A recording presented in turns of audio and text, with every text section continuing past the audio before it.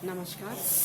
आज मैं पत्रकारिता के प्रकारों के बारे में आपको अपना व्याख्यान प्रस्तुत कर रही हूँ। सर्वप्रथम पत्रकारिता अंग्रेजी के जर्नलिज्म शब्द का रूपांतर है और ये वास्तव में ये शब्द फ्रेंच के जर्नी शब्द से बना है, जिसका अर्थ होता है दैनिक कार्यों से उत्पन्न, और लैटिन के ड्यूरानालिसिस शब्द का अर्थ भी पत्रकारिता है और वहां पर दिन प्रतिदिन की आवृत्ति के कार्य इसका अर्थ निकाला जाता है। तात्पर्य यह है कि दैनिक घटनाओं पर आधारित समाचार पत्रों के प्रकाशन की समवाहिका पत्रकारिता है।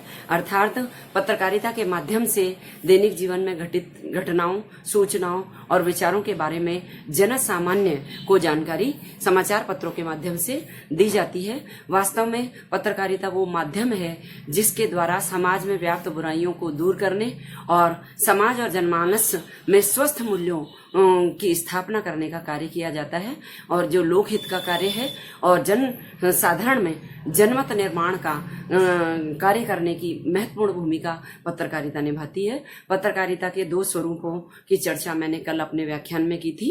एक है मुद्रित माध्यमी और दूसरा है इलेक्ट्रॉनिक माध्यमी, जिसको अंग्रेजी में कहते हैं प्रिंट मीडिया और इलेक्ट्रॉनिक मीडिया।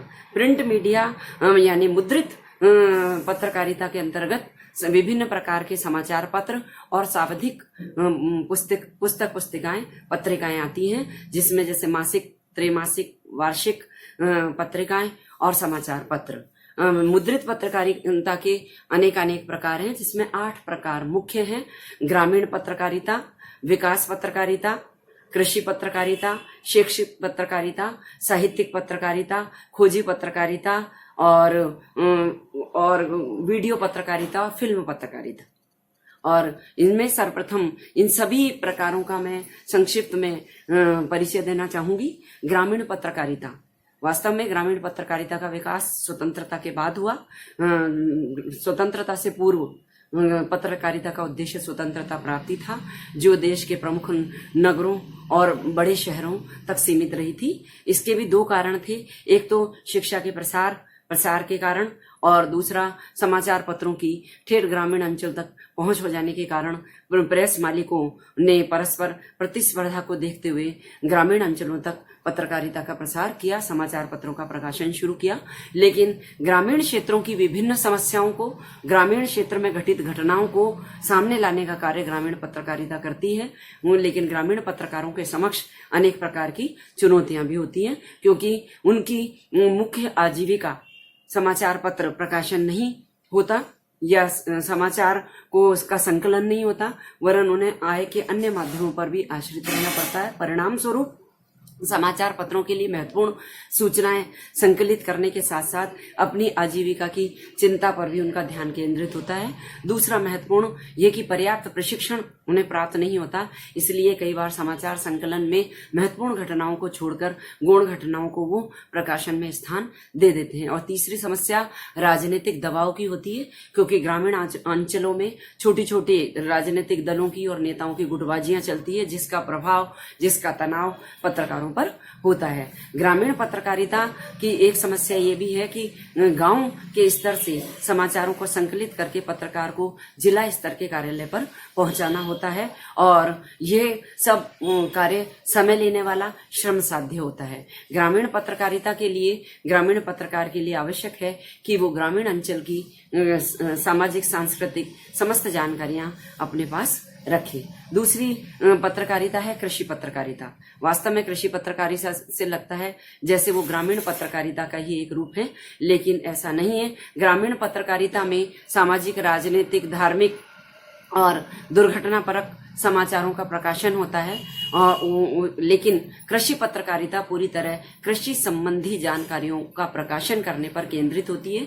इसका मुख्य उद्देश्य कृषि संबंधी विभिन्न पहलुओं, विभिन्न समस्याओं और अनुसंधान केंद्रों में नवीन खोजों को किसान वर्ग तक पहुंचाना, और किसान वर्गों को नई तकनीक, नई विधियों और नई कृषि संबंधी जानकारियों को प्रदान करना और उनका प्रकाशन करना कृषि पत्रकारिता का महत्वपूर्ण उद्देश्य होता है। कृषि पत्रकार के लिए भी कुछ आवश्यक गुण होने चाहिए। एक तो ये कि कृषि पत्रकारिता का कार्य वही पत्रकार कर सकता है जिसे ग्रामीण अंचल से प्रेम हो और जो अपनी भाषा और व्यवहार से ग्रामीण वर्ग और किसान वर्ग में विश्वसनीयता प्राप्त कर सके, और साथ ही साथ उसे कृषि संबंधी कार्यों की जानकारी होनी चाहिए और कृषि संबंधी सरकारी विभिन्न योजनाओं का ज्ञान होना चाहिए, विभिन्न एजेंसियों का ज्ञान होना चाहिए, जिससे कि ये सभी जानकारी वो अपने समाचार के माध्यम से किसानों को दे सके।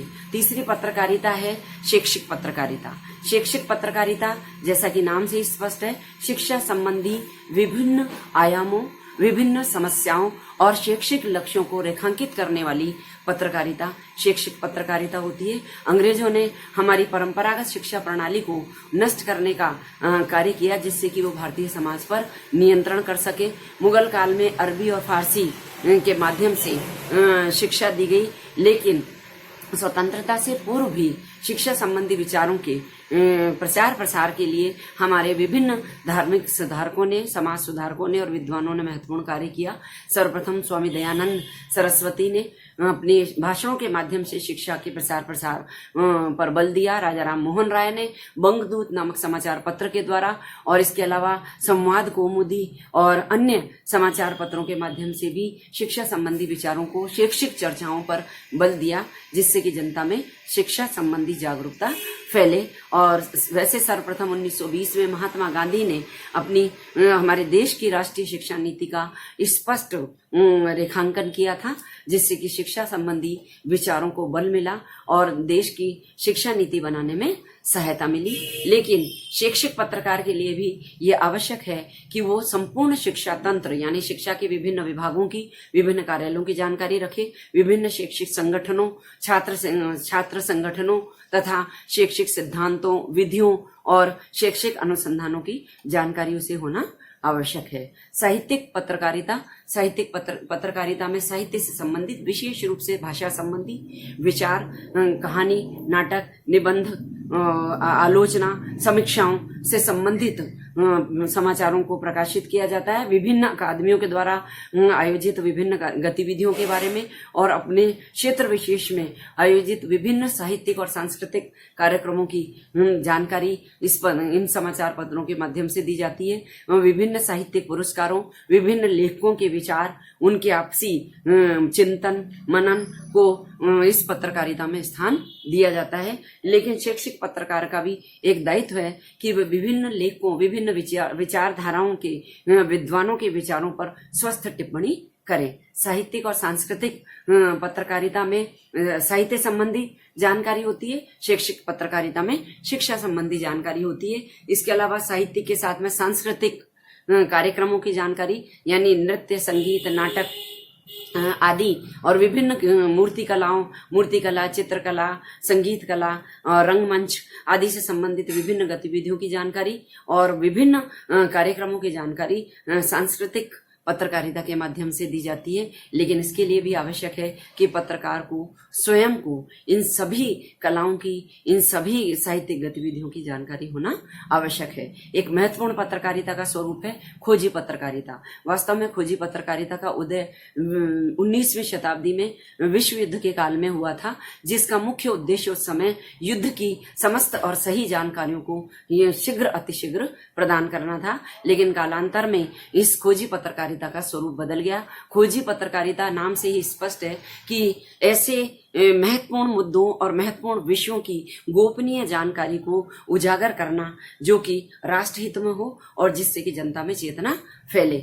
जैसा कि चारा घोटाला, बोफोर्स कांड जैसे ऐसे विभिन्न प्रकार के भ्रष्टाचार और भ्रष्टाचार में लिप्त दुष्प्रवृत्तियों को उजागर करने का नाम खोजी पत्रकारिता है। यानी महत्वपूर्ण विषय जो राष्ट्र हित में हो, जो जनता के हित में हो, जो गोपनीय रखे गए हो, उनको उजागर करना, उनके यथार्थ तथ्यों को प्रकाश में लाना खोजी पत्रकारिता है। और खोजी पत्रकार के लिए भी अपने आप में एक विशिष्ट व्यक्तित्व का होना बहुत आवश्यक है। खोजी पत्रकार का बहुत धैर्यवान होना, जिज्ञासु होना, उसका एक वकील की तरह तार्किक होना और एक जासूस की तरह नवीन जानकारी को प्राप्त करने की जिज्ञासा रखना, साथ ही साथ तथ्यों और दस्तावेजों की कानूनी जानकारी उसे होना और यथा समय सही और तथ्यपरक सूचनाओं को उजागर करने की क्षमता होना और एक विशिष्ट योग्यता रखनी पड़ती है खोजी पत्रकारिता में। और खोजी पत्रकारिता के अनेक स्रोत होते हैं, जैसे खुफिया तंत्र के द्वारा प्राप्त होती है जानकारियां। कई बार पत्रकार अपनी योग्यता और क्षमता के आधार पर भी कई गुप्त जानकारियों को की तह तक पहुंच जाता है, और लेकिन इसमें विश्वसनीयता होना एक महत्वपूर्ण बात है। खोजी पत्रकारिता की आज बहुत अधिक आवश्यकता और बहुत अधिक प्रासंगिक है, पर शर्त यह है कि खोजी पत्रकारिता के अंतर्गत ऐसे समाचारों का प्रकाशन किया जाए जो उससे पूर्व किसी ने जानकारी किसी को मालूम न हो और न किसी ने प्रकाशित की हो। हाँ, अब है फिल्मी पत्रकारिता। फिल्म पत्रकारिता जैसा कि फिल्म की से संबंधित जानकारी और फिल्म जगत की विभिन्न जानकारियों को फिल्म पत्रकारिता के माध्यम से प्रकाशित किया जाता है। लेकिन आज ये विडंबना है कि फिल्म पत्रकारिता के नाम पर गॉसिप पत्रकारिता की जाती है। विभिन्न अभिनेता अभिनेत्रियों के प्रेम जीवन शैली, उनके स्टाइल और उनके गाड़ी और उनके विलासितापूर्ण जीवन के ऊपर अफवाहें फैलाई जाती है, भ्रामक टिप्पणियां की जाती है। लेकिन वास्तव में एक सच्चे फिल्म पत्रकारिता के पत्रकार के लिए फिल्मों का इतिहास जानना आवश्यक है। फिल्म पत्रकारिता के अंतर्गत सिनेमा घरों, टेलीविजन, रेडियो के माध्यम से जो फिल्म से संबंधित जानकारी दी जाती है उन सभी को शामिल किया जाता है। और वास्तव में जो फिल्म पत्रकार होते हैं उनको सही समीक्षा फिल्मों की प्रस्तुत करनी चाहिए, सटीक जानकारी देना आवश्यक है फिल्म पत्रकारिता के लिए।